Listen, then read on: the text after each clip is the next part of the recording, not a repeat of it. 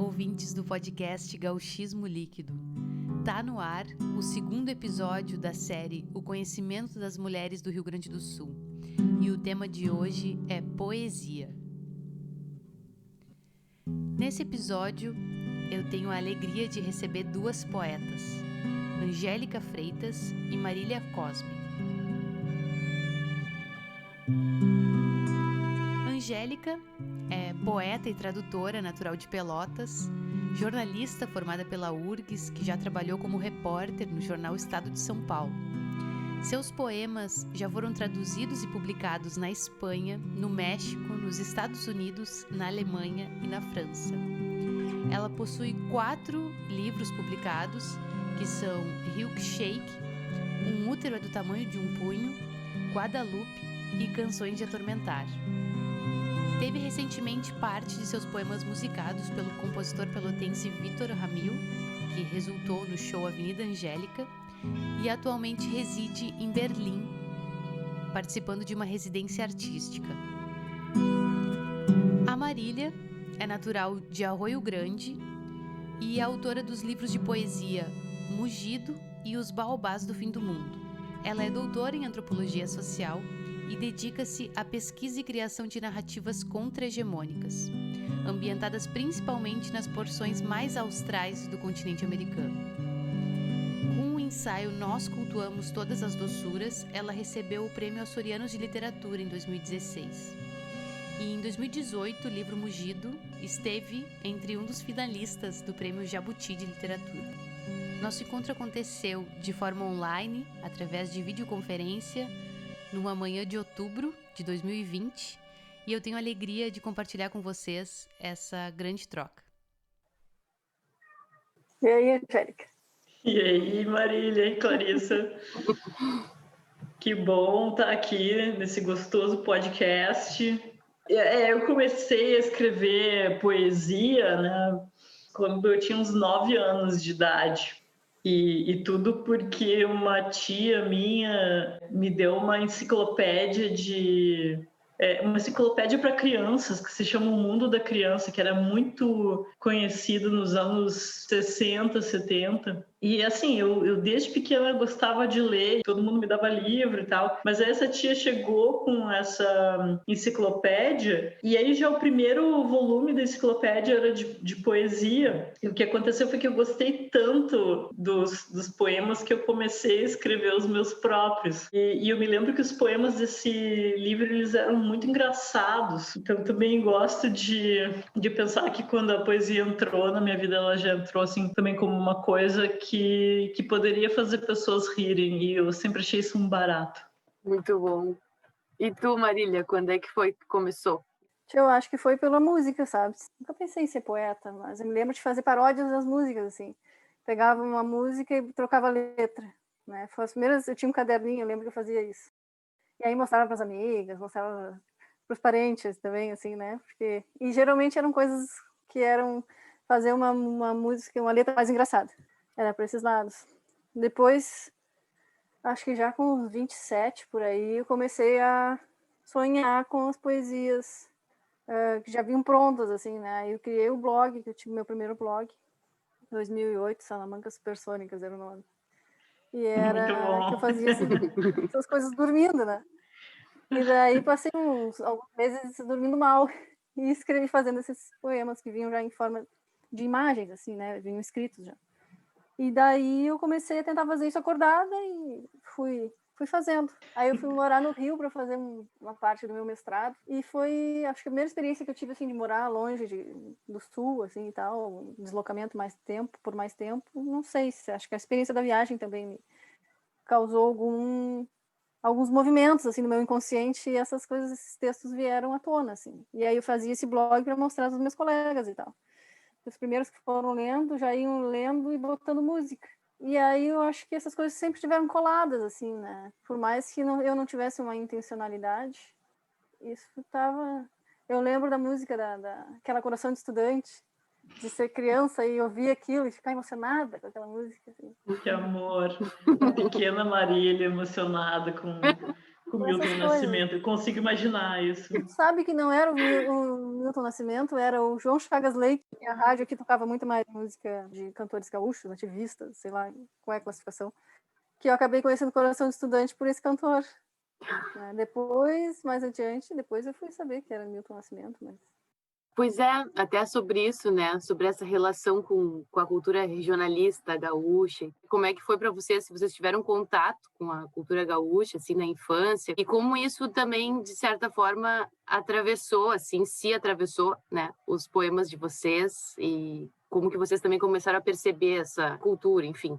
Então, eu não tive muito contato com a cultura gauchesca na minha infância, assim. Eu tinha umas primas de Porto Alegre que frequentavam CTGs, mas eu sempre achei, assim, que não era para mim CTG, sabe? Esse negócio de se vestir de prenda e ficar fazendo dancinha coreografada, não sei, não tinha muito um apelo para mim, assim, embora até elas tivessem insistido, assim, vai, que é bonito, não sei o quê, que eu acho que eu sempre fui muito desconfiada dessa coisa do gauchismo, assim, mais assim, do papel da prenda, eu acho, sabe? Uhum.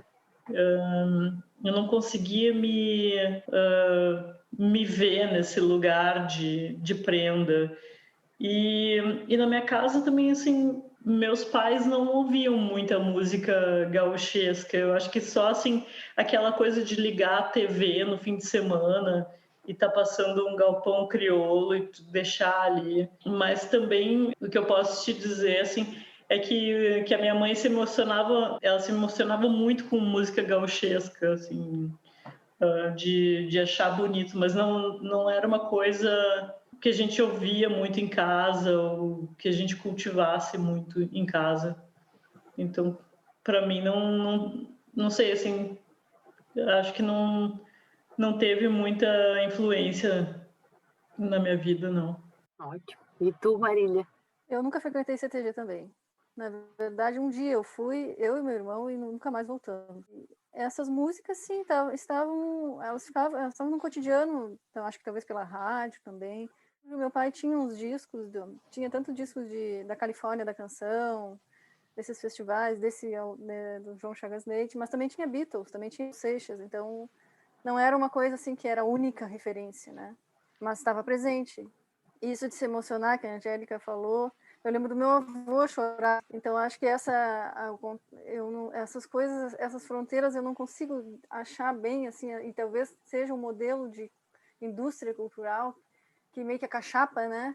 Porque eu vivia na zona rural, né? Sempre. Eu nasci em Rio Grande, que esses limites entre urbanidade e ruralidade não estão dados assim, né? Tão fixamente. Então, vivia indo para fora, contato com cavalo, com gado, com cachorro, com mato, sei lá, com esse ambiente, assim, né, que é reproduzido dentro dessa indústria cultural, né, do nativismo, do gauchismo. Então, para mim, era muito incômodo. Parecia que tu fica submissa a essa indústria, né? Porque eu não tenho como dizer que a milonga não está nas minhas referências. Eu não tenho como dizer, não, chamamé nunca, não quero nem saber isso aí, não quero. É como se fosse o brinquedo dos gurizinhos que as meninas não podem. Sim. Então a gente deixa, não, vou tocar nisso, deixa para os guris brincarem com isso. Eu vou buscar referência lá no norte, lá no nordeste. Não que eu não goste, eu acho lindo a cultura popular do Brasil inteiro, né? Sim. Mas por que não? Por que eu achava que se eu falasse das lembranças que eu tinha com os cavalos, com as vacas, eu ia ser aprisionada, capturada por essa indústria cultural, né? E imediatamente colocada dentro de um vestido de prenda e estrangulada com uma gola até as orelhas, né? E maniada e com pelego na cara e essas coisas todas, né? Por que eu tinha que ser? Porque isso é isso que nos passa, né? Que tu vai imediatamente te tornar uma prenda. E era o que eu sempre fugi, que minha mãe me fez fugir também. Mas é isso que está no nosso calcanhar, quando tu te aproxima desses universos. Assim. Total, né? E até fazendo esse link, eu acho também que dentro da poesia regionalista, assim, né, tradicional, com aspas, né, existe esse formalismo super rígido, assim, né? E também parece que se tu não escreve dessa forma, também não é aceita. Não se pode também fazer música de uma outra forma, né? E sobre isso eu queria perguntar para vocês, assim, como é que se deu não querer esse rigor, talvez, assim, de técnico, de tamanho, de versos? Então, eu acho assim que a gente está em 2020 e muita água aí passou por baixo da ponte, né? E aí tem umas águas que passaram que não precisa passar de novo, sabe?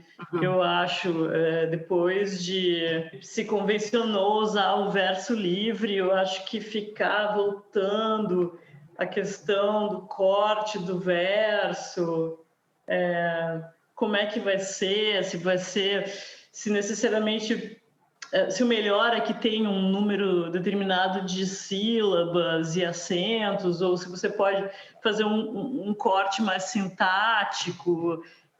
Eu não sei, são questões assim que, se elas estão no meu horizonte, é porque nos últimos anos eu me dediquei a dar oficina de poesia e as pessoas fazem essas perguntas, têm esse tipo de inquietação, mas o que eu acho assim é que já tu entender o ritmo natural da fala, a música natural da fala e tentar incorporar isso a um trabalho poético já é trabalho bastante. Né? Não é falta de trabalho. Acho que uma poesia mais colada ao ritmo da fala, a música da fala, é uma coisa que é difícil de fazer também, porque é difícil tu ter o ouvido para isso. Né? Então, essa imagem do poeta ou da poeta que está em constante luta com a palavra para achar a palavra ideal, para fazer a palavra caber. Eu não sei, eu respeito quem tem um trabalho assim, mas o meu trabalho como poeta, eu já vejo diferente, que é uma coisa diferente, né? Como disse assim, não quer dizer que não exista um trabalho por trás disso, mas eu me vejo muito antena, assim, sabe? Mais do que... bom, artífice, sim, mas eu acho que grande parte do que eu escrevo vem de eu me considerar uma antena.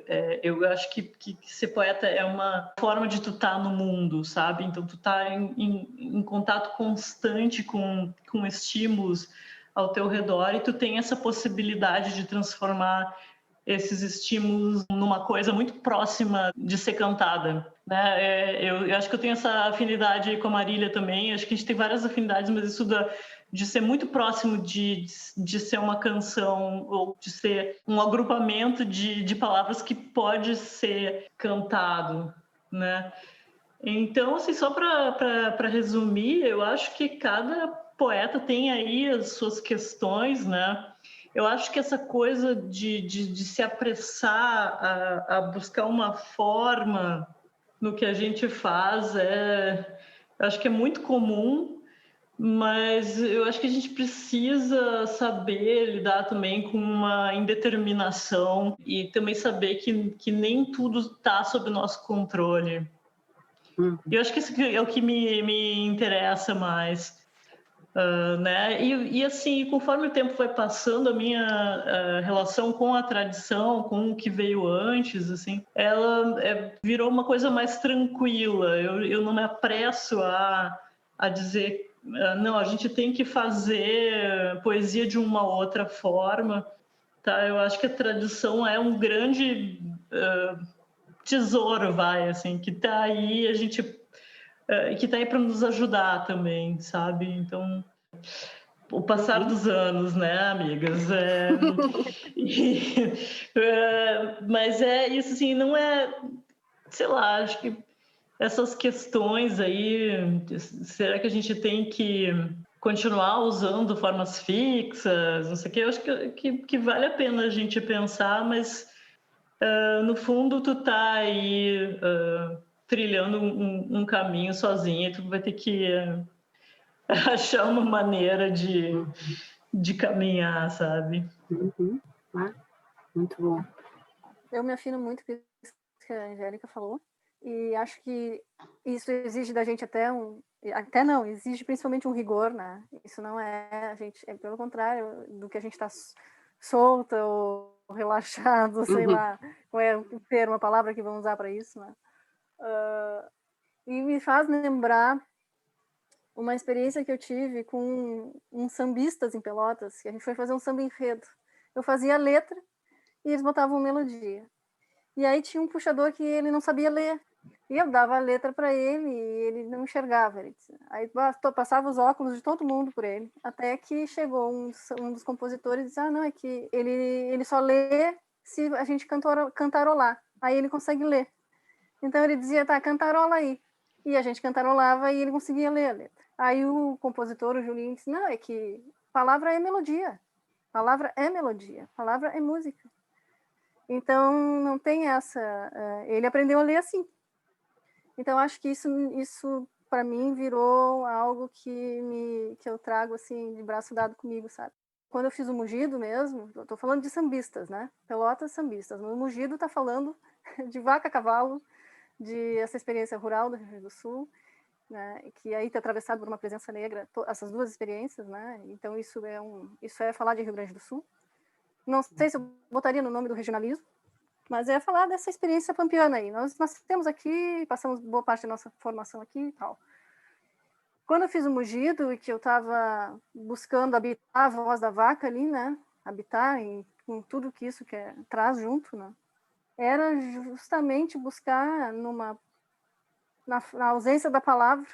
O mugido de uma vaca, um bicho não se comunica com a gente, com os outros, com o mundo por palavra, né? A possibilidade de povoar com palavras. Que mundos surgiriam daquilo ali, né?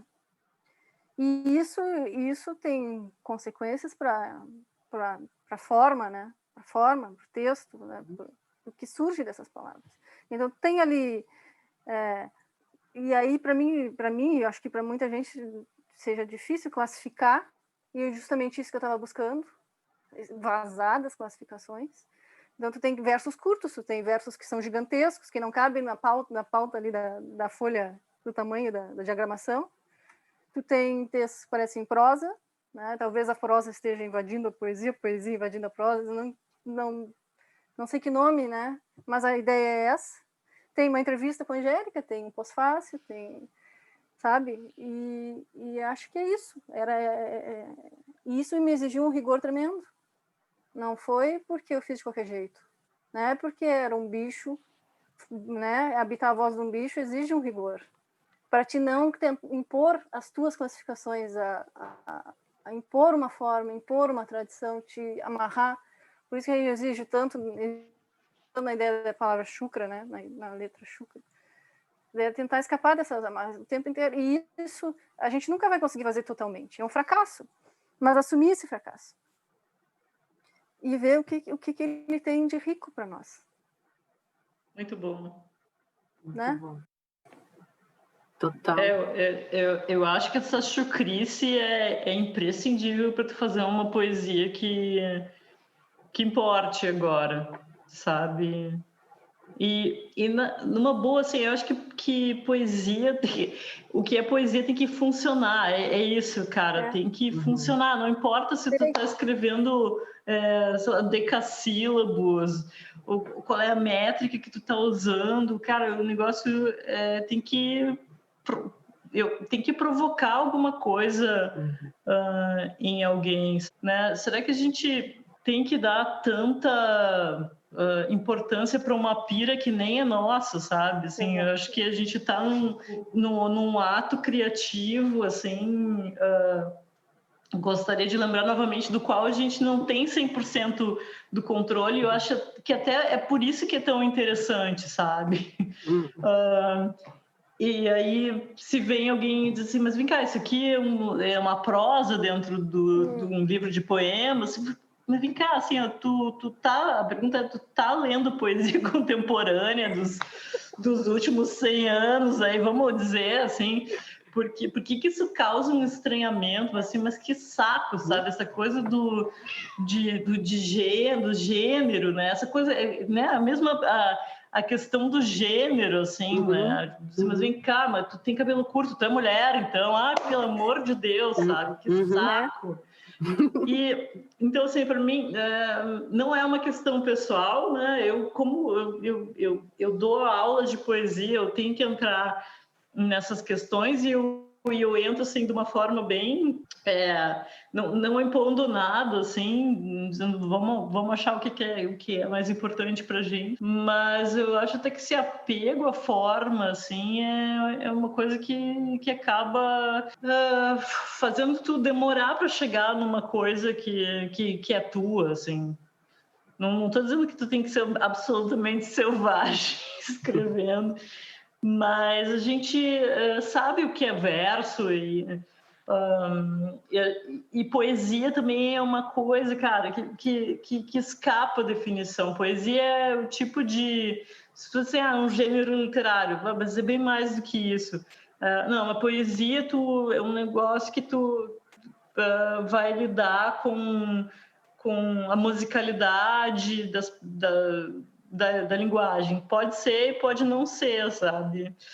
Acho que na poesia concreta tu não está pensando na música das palavras. Então, assim, é um peixe completamente encebado que tu tenta definir. É assim, não, mas tem aquela outra coisa. Então, e é isso. Essa é a graça, Angélica. Claro, a gente tem que lidar com o mistério, assim, sabe? A gente não está completamente no controle da coisa. Acho que boa parte do que me interessa como poesia é loucura, entendeu? É a pira da pessoa. E para mim, assim, um dos momentos assim, de maior claridade, assim, para mim como poeta, foi uma vez que eu vi um amigo meu, que é poeta argentino, falando sobre mim para uma outra pessoa, dizendo assim, o que eu gosto na poesia dela é a loucura. E eu pensei, mas cara, eu sou louca, eu achava que eu era super sã das ideias, assim, né? E pensar, não, cara, é isso, assim, é o componente de loucura que já lá para os gregos, lá no início, também era uma coisa com a qual esse pessoal contava, sabe? Então, é isso, mais do que ser uma boa aluna, assim, e contar as sílabas e não sei o que, eu tô aqui pela loucura também. Pelo efeito que você é esse, sabe? Fala, Marília, eu falei demais, eu vou abrir a porta pra minha gata aqui, peraí.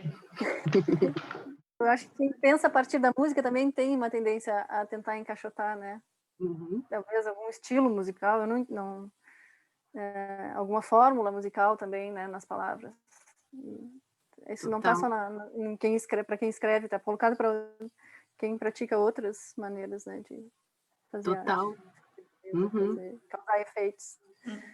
Mas isso também, assim, um jeito de fazer poesia não é, sabe, não é uma coisa excludente. Eu acho que tu pode né, pensar que um soneto é a melhor maneira de tu expor um determinado tipo de pensamento, e pode ser mesmo, porque lá 4, 4, 3, 3, assim, tu expõe ali uma coisa, depois outra, depois tu faz tipo uma síntese ali, sabe? E eu acho que pode funcionar. Eu acho que a tradição toda tá aí, como para mim, eu vejo mesmo como um repositório de saberes, sabe?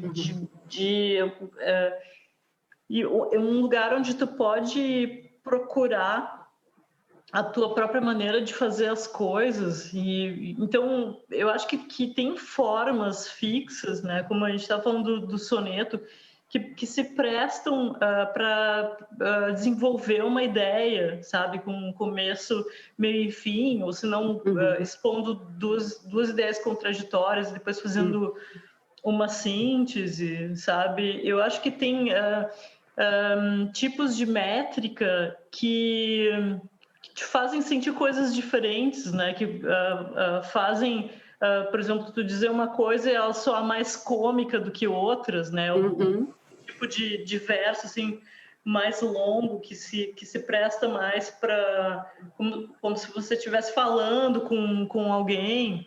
E todas essas mudanças tecnológicas, eu acho que né, a preocupação de um poeta hoje talvez nem seja tanto assim com os versos de que a tradição dispõe, sabe? Seja tentar falar alguma coisa que chegue às pessoas e faça sentido no meio dessa loucura. Eu acho que tem bem a ver com esse conhecimento dos gêneros musicais também, quando a gente vai compor, assim, né? Eu tive um período também que pensava em romper, não quero saber de nada, não desconstruir. Mas aí tu pensa, mas esses gêneros comunicam, né? Se tu vai também aprender as claves rítmicas daqueles gêneros, tu já está falando com determinado tipo, né, de linguagem, com determinado tipo de público. Bem curioso mesmo da gente pensar, né? De como usar também esses conhecimentos, né?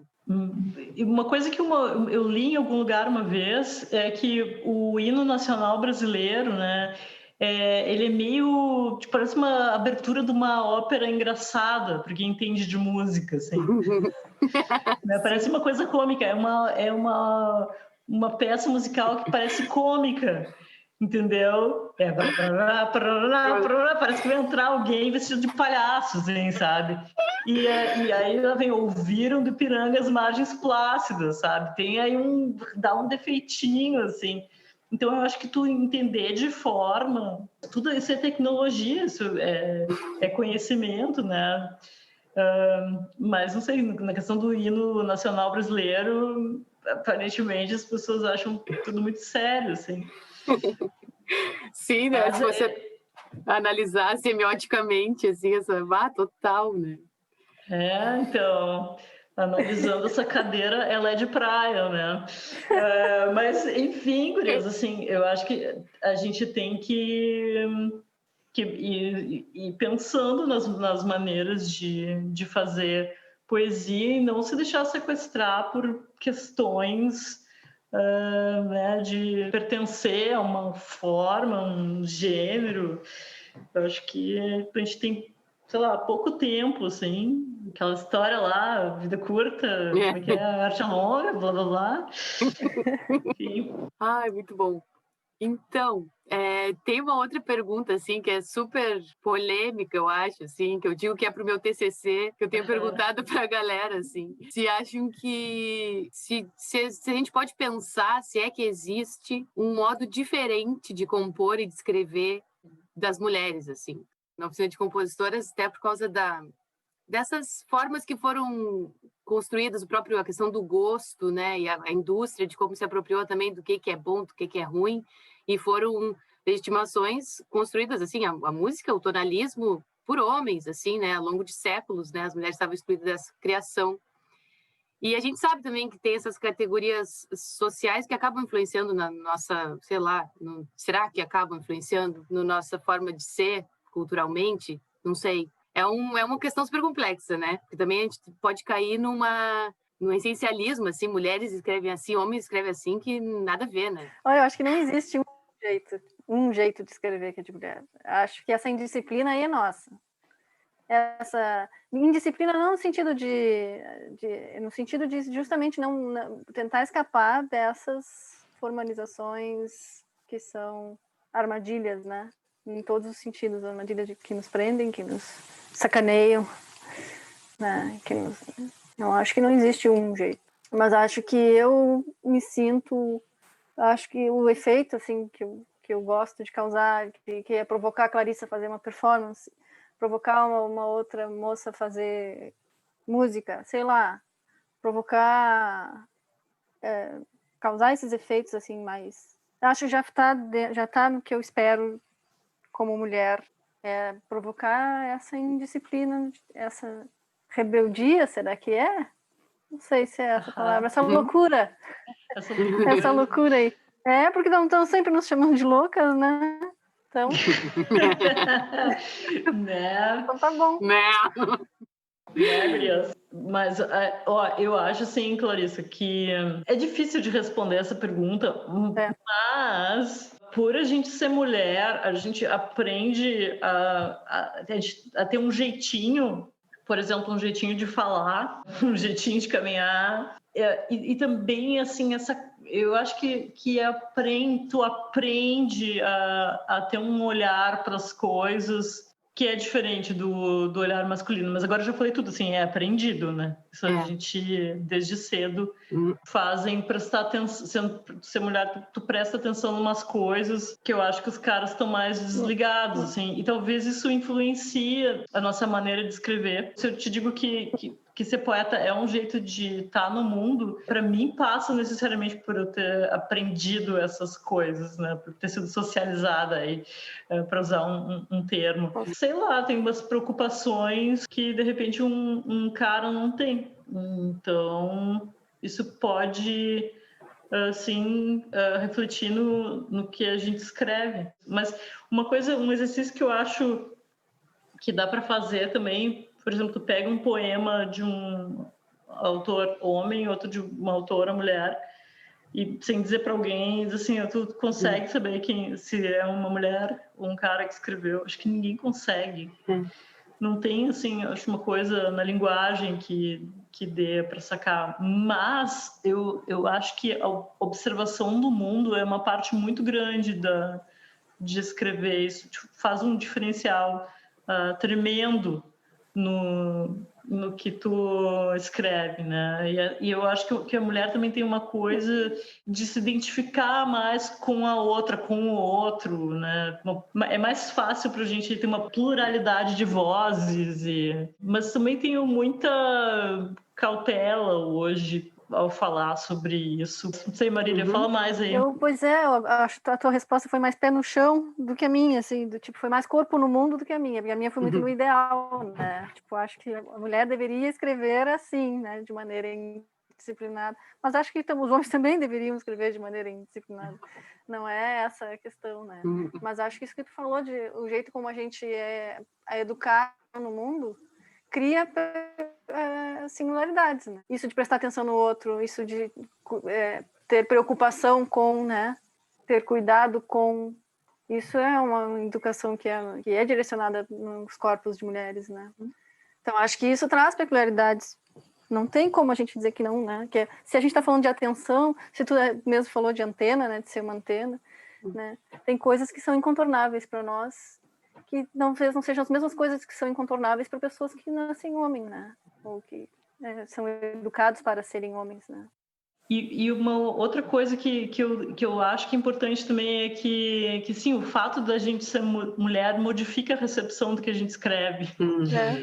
Né? Até ganhar atenção ou não, agora acho que as coisas estão muito melhores. Livros escritos por mulheres estão sendo bem divulgados, acompanhados e tal, mas isso tudo por causa de um trabalho aí, dos movimentos de Leia Mulheres né? Então, eu acho que tem isso, e eu acho que tem uma coisa que pega para a mulher ainda de insegurança e de autoestima, de meio que pedir desculpa. Eu escrevi isso aqui, esse livrinho, assim, sabe? Eu vejo os caras defendendo os seus livros com muito mais seguros, né, do que eles fazem, assim. E eu acho que mulher ainda tem, não estou falando de todos, assim, eu obviamente estou generalizando aqui, mas eu noto isso, assim. Eu também. Mulheres serem mais, escrevi uma coisinha aqui, né? Obrigada por lerem esse meu poema que eu postei aqui, sei lá, sabe? E aí tu vê os caras assim, compra o meu livro aí, tá aqui, fiz. A gente tem quase que tá sempre pedindo licença, né? Tá sempre pedindo licença. Os caras já têm a porteira aberta ali, já tá dado, sabe? E acho que tá dado também o fato de que convencionalmente preocupações de homem são preocupações que são mais metafísicas, mais transcendentais, e que a mulher está muito pegada ali no cuidado do bicho, cuidar da criança, cuidar do mundo, cuidar de si, né? O corpo que vaza todo mês, que tu tem que cuidar para não, né? Isso é uma atenção, isso é uma educação da atenção. Então a gente tem esse corpo aberto para o mundo, assim, essa coisa que a gente tem que estar sempre prestando atenção. Te preserva, porque se tu não te preservar, parece que eu tô falando da Amazônia, né? Mas não, tô falando daquilo que a gente ouve do nosso corpo quando a gente é guria. Te preserva, porque se tu não te preservar, os caras não vão te preservar. Te preserva, porque se tu não te cuidar, ninguém vai, né? Vão te passar por cima, vão te tacar fogo, vão te... né? Então, acho que isso tem a ver com a maneira como a gente se coloca como alguém que quer causar um efeito a partir da arte, da beleza, da loucura, né? Das nossas coisas que a gente faz nesse sentido. E passa pela recepção que a gente faz. E também eu acredito para o corpo. Se a gente pensar texto como corpo, se a gente pensar arte como corpo, como coisa que está sendo criada e nutrida e está aí ocupando um lugar e está esbarrando em alguém, está batendo em alguém, alguém está se desviando daquilo. Se tu pensar nesse sentido, eu acho que também tem diferença, tem singularidade, né? Mas tá tudo junto, né? A gente não separa, tá tudo junto. O corpo da gente, eu não sei se um dia você usasse um pseudônimo de homem, como é que seria, né? Isso, sei lá, fico pensando assim. Também se separa muito aquela coisa, né, do autor, né? Essa coisa descorporificada, assim, o transcendental mesmo, né? O espírito, uma obra do espírito. E o espírito, ele é elevado. E ele é europeu, né? Porque se ele não for, é umbanda, é macumba. aí não rola, né? Talvez a gente deva reivindicar, ou a gente deva chamar mais atenção para isso do corpo mesmo, de dizer, não, esse texto eu fiz, sou eu mulher que fiz. Esse é um texto que foi uma mulher que fez. Isso aí. E aí eu acho que também não cair nessa coisa de identidade de mulher, né? Essa coisa de o que é da mulher. É ir criando, e aí fazendo, e aí vendo como é que essas mulheres aí causam, o que elas causam, né? Elas causam uma bagunça, elas causam incômodo. Não causam, Angélica? Pois é. E tu sabe, Marília, tu falou em metafísica, eu tô lendo um livro de entrevistas do Jorge Luis Borges, e lá pelas tantas, numa entrevista, ele fala, assim, com todas as palavras que ele acha que as mulheres não têm interesses metafísicos, que a metafísica não é uma questão para as mulheres. E, cara, eu acho, assim, que que tipo de vida confortável tu tem que ter para só lidar com questões metafísicas e não, de repente, com um bebê que tá berrando do teu lado, assim, porque tá com fome e tu quer escrever, mas tu tem que dar de mamar, vamos supor, assim, se tu é uma mãe, sabe? Alguém tava lavando a louça do Borges. Alguém tava arrumando a cama do Borges, totalmente, né? Será que ele tomou banho sozinho? Total. Né, com todo respeito, né? Então, eu acho que tem umas certas questões, assim, que se tu é mulher, tu vai ter que lidar, assim, se tu for uma mulher, tu provavelmente vai ter que lidar com a questão da precariedade também, porque tu vai ganhar menos do que um cara, né? Vai ter, então, aí uma miríade de assuntos que podem entrar porque tu é mulher, né? E não tem, assim, uma vida confortável para ficar sentado numa boa poltrona pensando nas questões metafísicas, né? E por que esses assuntos não mais mundanos, assim, sublunares, por que eles não entrariam na poesia? Eu acho que tem lugar para tudo, sabe? Eu acho que uma poesia de uma mulher que fala sobre que o filho está todo cagado não invalida o Borges falando de espadas e tigres e Heráclito, entendeu? São experiências humanas. Total. Demais. Queria perguntar, assim, se tem algumas mulheres que influenciaram, assim, vocês, que vocês admiram, construíram conhecimento aqui no Rio Grande do Sul, tanto da poesia, da música, não só no Rio Grande do Sul, acho que vamos ampliar a América Latina, assim. Também, se quiserem falar algumas dicas, assim, para quem está começando a escrever. A influência aí, Angélica Freitas. Cara, influência, eu fico um pouco desconfiada da influência, porque eu acho que é uma coisa que necessariamente te modifica, né? Modifica a maneira como tu escreve. Acho que muitas mulheres que eu li modificaram a minha maneira como eu vejo o mundo, mas não necessariamente a maneira como eu escrevo. Eu acho que elas me deram, assim, mais visão. E também eu acho que cada poeta uma artista que vem ao mundo, ela abre mais possibilidades, né?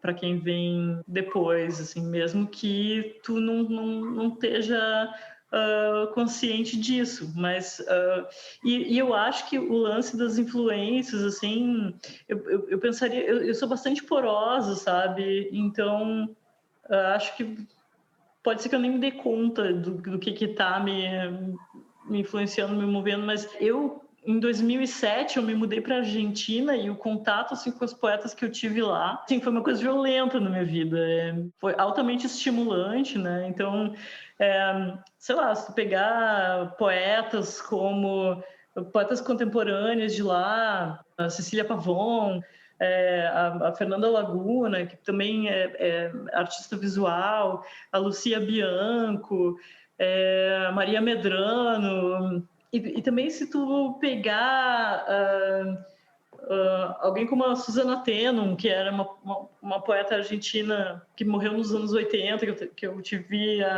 a honra de traduzir para o português, acho que elas todas me afetaram.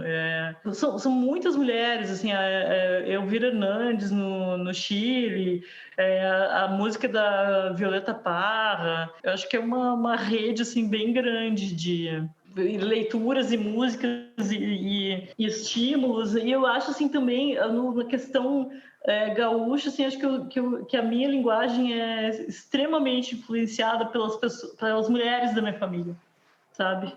Um jeito de falar, assim, de casa mesmo. E eu acho que essa contribuição ela é tão importante quanto qualquer contribuição que vem da literatura.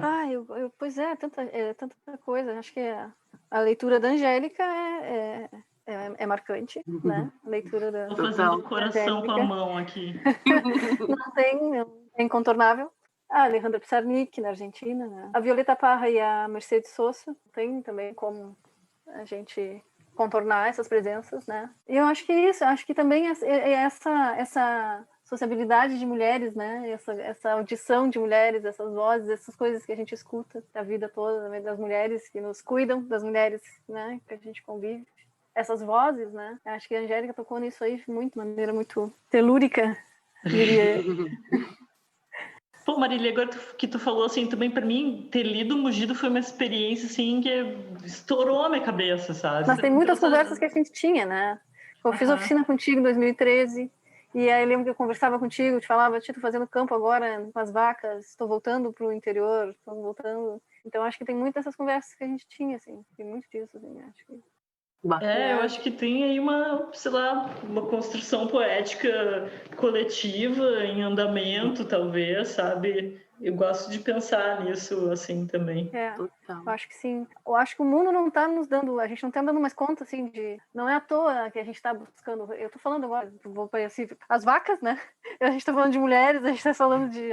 Mas é um recurso, elas estão aí e a gente vive com esses seres, né?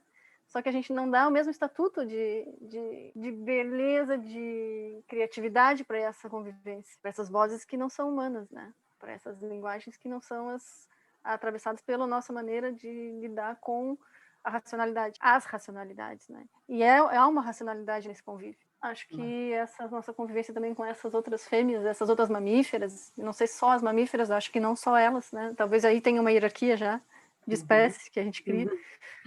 Mas acho que prestar atenção, assim, para essas nossas convivências com as quais a gente não fala, ou que a gente fala, mas aquele ser não te entende, te saca. Pode crer. Saca, mas não... Acho que as plantas, tem mãe de planta, não tem aí, né? Não precisa ser mãe, não precisa ter parentesco. mas acho que é isso, assim, a gente não tá... A humanidade já não a gente não dá mais conta, assim. Esse modelo de humanidade aí que a gente se encalacrou, né? E que não está sobrevivendo a si mesmo. Agora tu falou o negócio das vacas, né, Maria? Eu fiquei pensando assim, a quantidade de coisa que não passa pela linguagem, né? E talvez isso fosse um assunto para uma conversa de bar, um outro podcast, assim, né? Que os poetas são muito apaixonados pela linguagem, né? E acreditam muito na linguagem. A palavra, né? Um pedaço da linguagem, a palavra, poder da palavra. No início foi a palavra, sei lá, assim, sabe? Enfim, fica aqui a minha...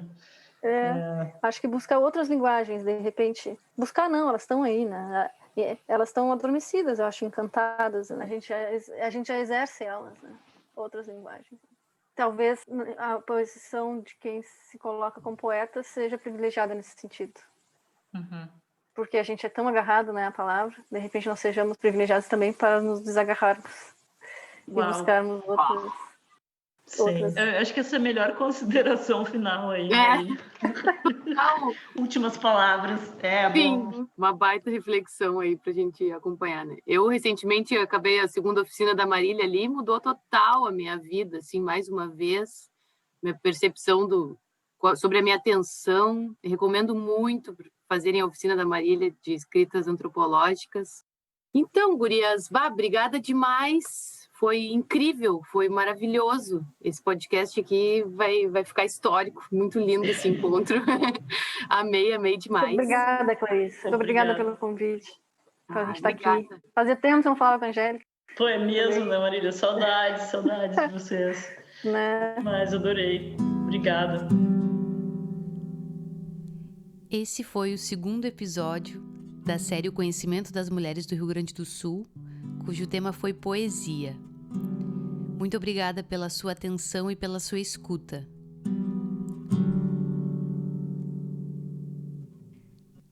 Se você gostou desse podcast, compartilhe com mais pessoas para que essas ideias possam chegar cada vez mais longe.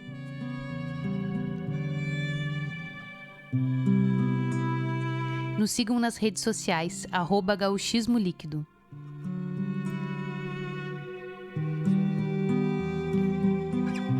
Um abraço e até a próxima.